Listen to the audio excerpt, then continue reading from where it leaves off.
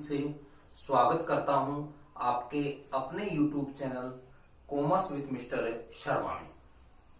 जैसा कि आप लोगों को पता है, इस YouTube चैनल पर अपन वर्तमान समय में चल रहे लॉकडाउन के समय जो अपनी क्लास 12th अकाउंटेंसी यानी कॉमर्स में अकाउंटेंसी विषय के सिलेबस को अपन लगातार डिस्कस कर रहे हैं और इसमें अपना चल रहा था चैप्टर नंबर कौन सा 5। चैप्टर नंबर 5 कौन सा है? कंपनी लेखे। कौन से लेखे? कंपनी लेखे। कंपनी लेखों में अपने पास पढ़ने के लिए यहां 2 टॉपिक थे।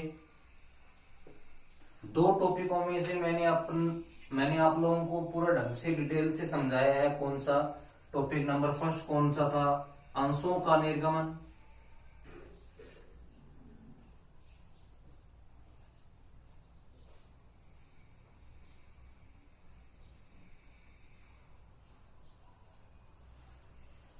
और अभी अपना जो टॉपिक है जो चल रहा है वो था टॉपिक नंबर 2। कौन सा था स्टूडेंट्स? ऋण पत्रों का निर्गमन। मैंने आपको पहले भी बता दिया था, इस चैप्टर में से अपने पास एक बड़ा क्वेश्चन आएगा। वो कितने नंबर का आने वाला है? 6 नंबर का। और अभी जो अपना वर्ष चल रहा है कौन सा? वर्ष 2020-21। इस सेशन में बड़ा क्वेश्चन आने के चांसेस बन रहे हैं। कहां से? डिवेंचर से।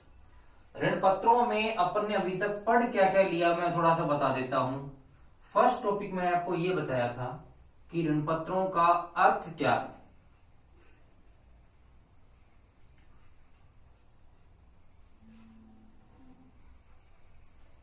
ऋण पत्रों का अर्थ। सेकंड टॉपिक मैंने आपको यह बताया था कि ऋण पत्रों की विशेषताएं कौन कौन सी।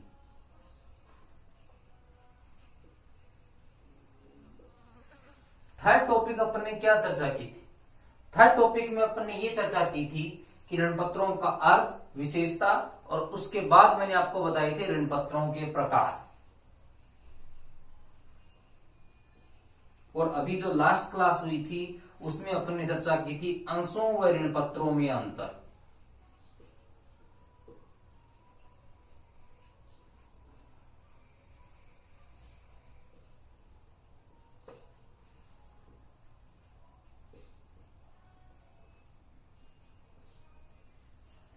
इतने टॉपिक हमने डिवेंचर में डिस्कस कर लिए हैं, लेकिन ध्यान रखिएगा स्टूडेंट्स, ये सारे के सारे टॉपिक जो अब तक हमने डिवेंचर में पढ़े हैं, ये सारे टॉपिक थ्योरिकल हैं। थ्योरिकल होने का मतलब इनसे अगर क्वेश्चन बनेगा तो वो छोटा क्वेश्चन बनेगा। अगर इस टॉपिक से 6 नंबर का क्वेश्चन बनेगा, वो क्वेश्चन निकल के आएगा न्यूमेरिकल। और न्यूमेरिकल क्वेश्चन की क्लास स्टार्ट कर रहे हैं हम आज से। तो इसलिए आज का जो टॉपिक आपके लिए रहने वाला है वो बेहद इंपॉर्टेंट रहने वाला है। तो आज अपना टॉपिक कौन सा है? इन सब टॉपिक्स के बाद आज मैं एक सबसे इंपॉर्टेंट टॉपिक शुरू कर रहा हूं, वो है ऋण पत्रों के निर्गमन पर लेखांकन। Accounting for issue of share. हमने पता कर लिया कि ऋण पत्र किसे कहते हैं, ऋण पत्रों की विशेषताएं क्या हैं, ऋण पत्रों के प्रकार क्या हैं, और अंशों व ऋण पत्रों में अंतर क्या है। इतना अपने पता कर लिया। लेकिन हमें ये तो पता होना चाहिए ना कि कंपनी की अकाउंटिंग जो बुक्स होती है, उन बुक्स में ऋण पत्रों को कहां लिखा जाता है, उनके लिए जर्नल एंट्रीज क्या पास की जाती है, और ऋण पत्रों को पुस्तकों में कहां शो किया जाता है। ये सारी चीजें अपन आज की क्लास में डिस्कस करने वाले हैं। ध्यान रखिएगा, आज की ये क्लास है वो 6 नंबर दिलवाने के लिए एक बेस यानी आधार का काम करेगी। क्यों करेगी? क्योंकि आज मैं ऋण पत्रों के निर्गमन के लिए जो प्रॉपर्टीज हैं, जो गुण धर्म हैं, जिनके ऊपर ऋण पत्रों का निर्गमन डिपेंड करता है, उन सब बातों के ऊपर मैं आज चर्चा करने वाला हूं। बड़े सिंपल सा कॉन्सेप्ट है, समझते जाइएगा, सारी चीजें बड़ी आसानी से आपके दिमाग में समझ में आती रहेगी। देखिएगा, मैं कुछ बातें आज आपके साथ डिस्कस करने वाला हूं। उनमें से सबसे पहली बात यह है, नंबर फर्स्ट बात मैं वही लिख रहा हूं, अकाउंटिंग इक्वेशन यानी ए का मतलब क्या हो गया, assets is equal to C plus L. यानी एक कंपनी, एक बिजनेस में जो संपत्ति होती है उसमें कुछ पार्ट्स तो किसका होता है, कैपिटल का यानी पूंजी का, और कुछ पार्ट होता है लायबिलिटीज का। कैपिटल है, कैपिटल को कंपनी की भाषा में अपन कौन सी कैपिटल बोलते हैं, शेयर कैपिटल। और जो लायबिलिटीज है, उस लायबिलिटीज को अपन कंपनी की भाषा में डिस्कस करूं तो मैंने आपको बताया था, लायबिलिटीज को यहां रिप्रेजेंट कर रहा है इस चैप्टर में, उसका नाम है डिवेंचर।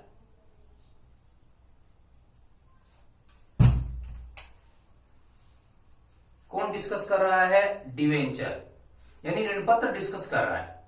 तो आज की क्लास में अपन इन्हीं चीजों को डिस्कस करेंगे। ध्यान रखिएगा, जो ऋण पत्र है, ऋण पत्र वही कंपनी जारी कर सकती है जो कंपनी क्या जारी कर सकती है, अंश जारी कर सकती है। मतलब एक लिमिटेड कंपनी जो अंशों का निर्गमन जनता में कर सकती है, वही कंपनी ऋण पत्रों का निर्गमन भी जनता में कर सकती है। अब ऋण पत्रों के निर्गमन की प्रोसेस वही होगी जो अंशों के निर्गमन की थी।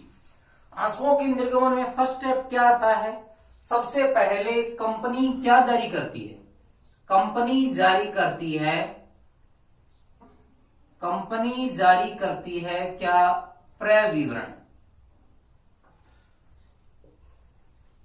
प्रोस्पेक्टर। क्रय विवरण क्या है, क्या क्रय विवरण किसी किए गए एग्रीमेंट का प्रस्ताव है, जी नहीं। क्रय विवरण एग्रीमेंट के लिए, प्रस्ताव के लिए क्या है, आमंत्रण है, निमंत्रण है। तो कंपनी क्या जारी करती है, क्रय विवरण जारी करती है।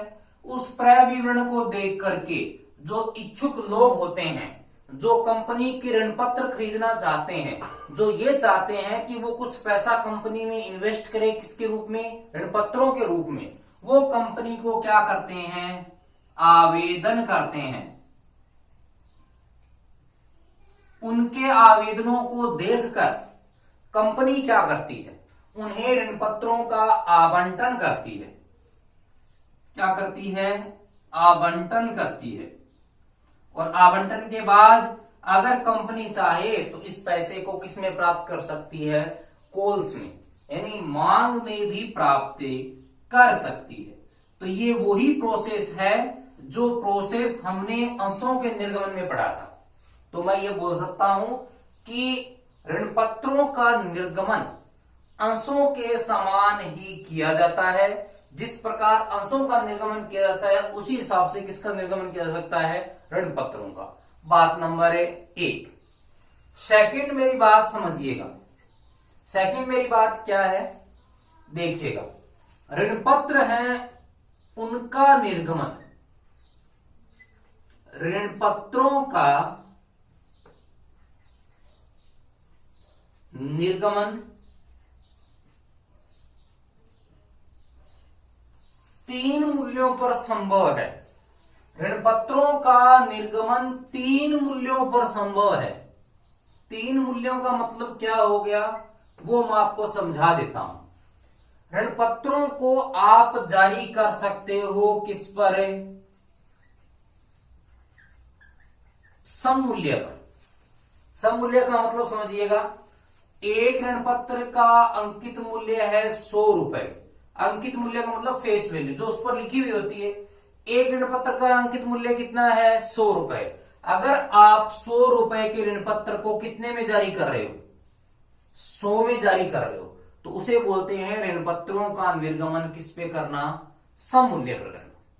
सेकंड कंडीशन, आप ऋण पत्र का निर्गमन कर सकते हो प्रीमियम पर। ऋण पत्र का निर्गमन किस पे कर सकते हैं अपने? प्रीमियम पर। प्रीमियम पर ऋण पत्रों के निर्गमन से आशय क्या है? ऋण पत्रों के अंकित मूल्य से अधिक राशि जनता से प्राप्त करना क्या कहलाता है? ऋण पत्रों का निर्गमन किस पे करना? प्रीमियम पर। 100 रुपए के डिवेंचर को अगर आप जारी कर रहे हो 110 में, तो एक्स्ट्रा जो मिल रहा है वो आपके लिए क्या है? प्रीमियम। और प्रीमियम मैं आपको पहले भी बता चुका हूं, जो प्रीमियम है, इस प्रीमियम का पूरा नाम क्या है? Securities premium account.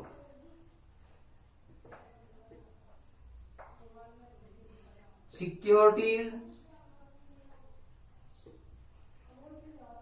Premium account. ये सिक्योरिटीज प्रीमियम अकाउंट अपनी कंपनी के लिए कौन सा लाभ है? पूंजीगत लाभ है। कौन सा लाभ है? पूंजीगत लाभ है। और पूंजीगत लाभ होने के नाते इस सिक्योरिटीज प्रीमियम को अपन बैलेंस शीट में कहां शो करते हैं? इसको अपन शो करते हैं इक्विटीज एंड लायबिलिटीज तो भाग में। कौन से भाग में? Equities and liabilities. ये तो इसका भाग हो गया। इक्विटीज एंड लायबिलिटीज भाग में मुख्य हेड कौन सा है? हेड है share holder fund. Share holders fund, ये तो हो गया हेड। हेड को मैं हिंदी में बोलता हूं शीर्षक। छोटा क्वेश्चन आता है कि सिक्योरिटीज प्रीमियम को कहां शो करते हैं? ठीक अंशों पर प्रीमियम को जहां शो करते हैं वहीं ऋण पत्रों के ऊपर प्रीमियम को शो करते हैं, क्योंकि दोनों में कोई अंतर नहीं है। शेयर होल्डर्स फंड में। और सब हेड कौन सा है? सब हेड है श्रीमान ji reserve and surplus. Reserve and surplus, ये हो गया उप शीर्षक।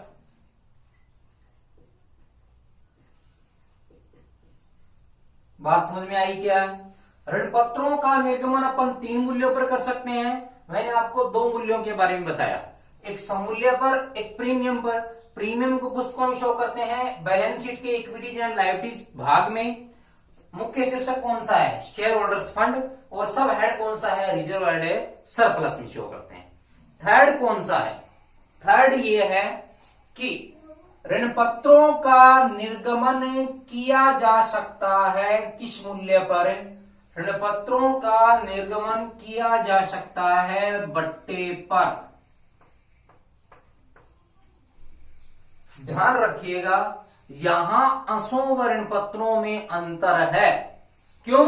क्योंकि अंशों का निर्गमन बट्टे पर नहीं किया जा सकता, जबकि ऋण पत्रों का निर्गमन बट्टे पर किया जा सकता है। और इस बट्टे का मतलब क्या है? अगर आपके एक ऋण पत्र की वैल्यू 100 रुपए है और आप इस ऋण पत्र को 100 रुपए से कम में जारी कर रहे हो, तो उसे बोलते हैं ऋण पत्र का निर्गमन किस पे करना? बट्टे पे करना। यानी मैं इसको जारी कर रहा हूं कितने रुपए में? 90 रुपए में। समझिएगा, 100 के ऋण पत्र को 100 में जारी किया तो न तो कंपनी को लाभ हो रहा है न घाटा हो रहा है। 100 के ऋण पत्र को कंपनी ने 110 में जारी किया।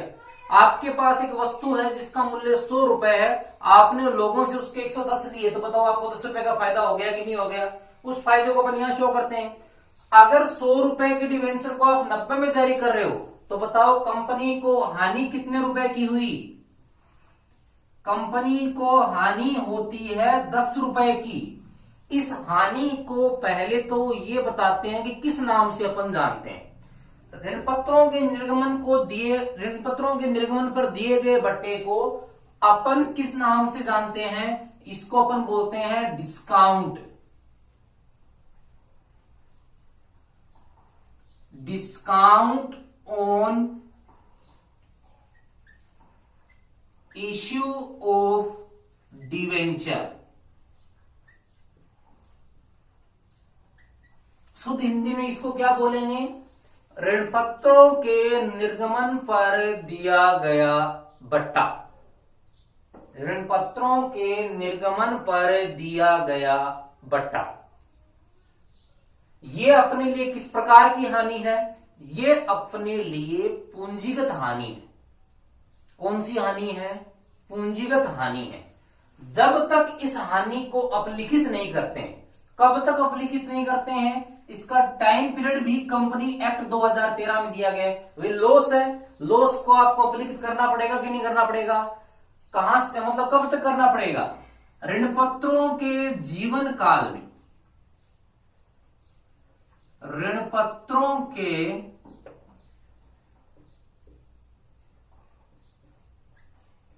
जीवन काल में। अब ऋण पत्रों के जीवन काल का मतलब मेरा ये हो गया कि जिन ऋण पत्रों पर यह हानि हुई है उनका शोधन होने से पहले इस हानि का हमें अपलेखन करना पड़ेगा। जब तक इसका अपलेखन नहीं करते हैं तब तक इसको कहां शो करते हैं, ये चीज ध्यान में रखना। भी यहां से 1 नंबर का छोटा क्वेश्चन बनता है। इसको शो करते हैं अपन बैलेंस शीट के। ये मैंने शॉर्ट में लिख दिया बैलेंस शीट। बैलेंस शीट के किस पक्ष में? पक्ष ध्यान रखिएगा। बैलेंस शीट का जो भाग है वो कौन सा है? बैलेंस शीट का भाग है असेट्स। असेट्स पक्ष में। और असेट्स पक्ष में शीर्षक कौन सा है? अब यहां समझिएगा, सामान्यतः इसको अपन शो करते हैं बैलेंस शीट्स के असेट्स पक्ष में, और असेट्स पक्ष में कहां शो करते हैं? नॉन करंट असेट्स में।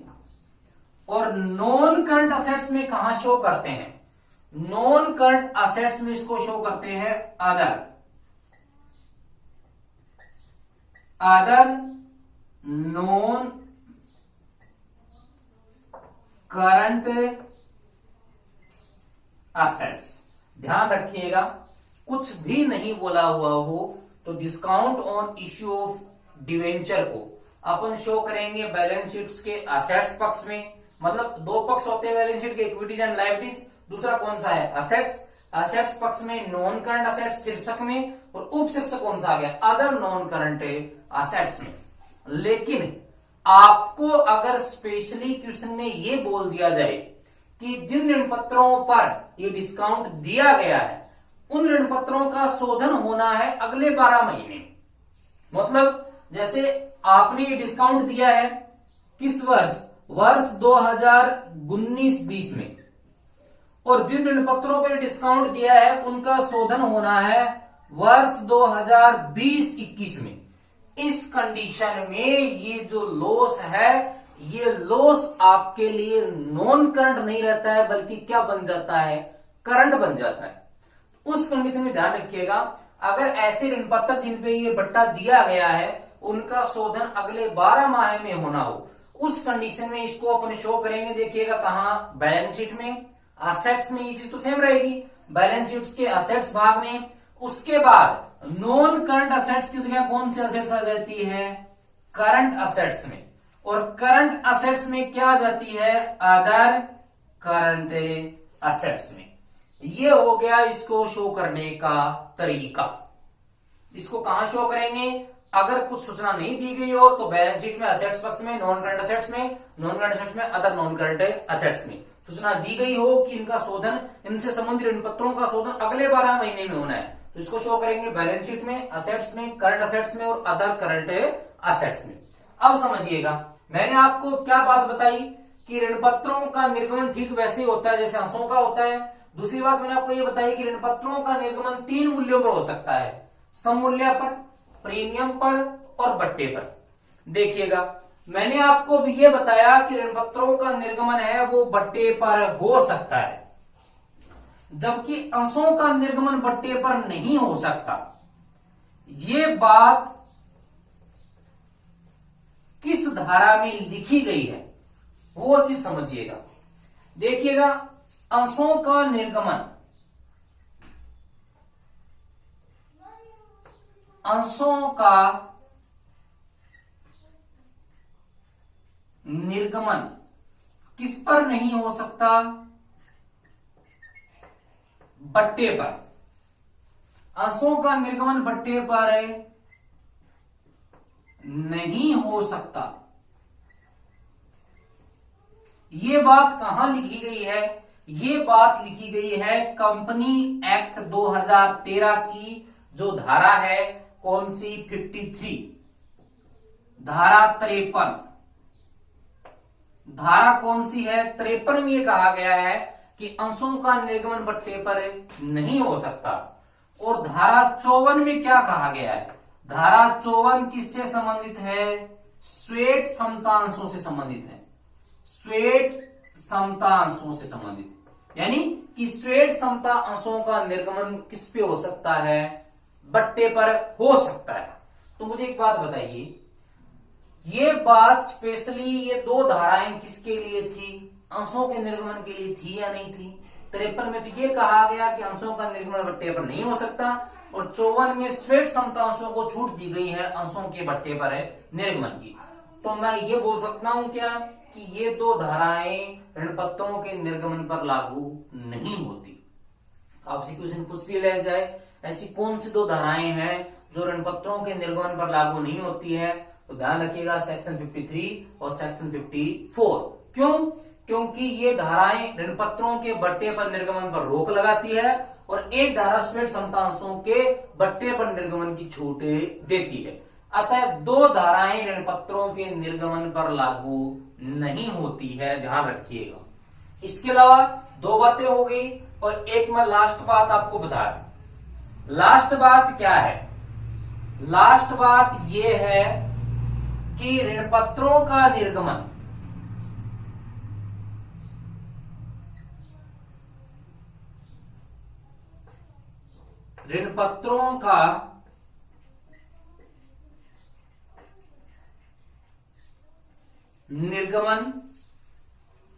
कई प्रतिफलों के लिए किया जा सकता है।